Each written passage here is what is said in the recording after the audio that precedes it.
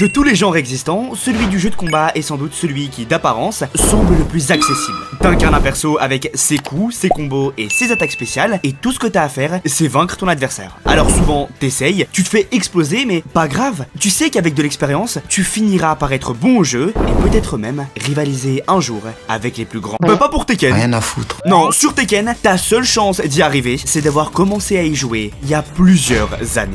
Nice try, but here it is. Set point for Rock. Dragon's knee. Speeder. Knee's gonna touch.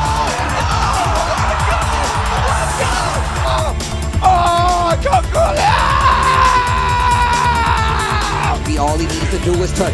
All he needs to do is touch. Oh my Kick is God! gonna beat Kicked it! him in the face. Tekken, c'est l'un des jeux de combat les plus complexes qui soit. Le maîtriser va au-delà de simplement appuyer sur les bons boutons au bon moment. C'est apprendre et comprendre un grand nombre de combinaisons qui nécessitent souvent un timing parfait à la frame près pour fonctionner. Un gameplay quasi identique depuis plus de 20 ans. Et ça rend les possibilités d'entrer dans la scène compétitive d'autant plus ardues, parce que si le jeu est le même depuis toujours, ça veut dire que les joueurs les plus expérimentés conservent une avance significative en continuant à progresser. Se faire un nom dans l'e-sport Tekken est une tâche quasi insurmontable pour les nouveaux venus. Les vétérans trônent au sommet, quasi inatteignables.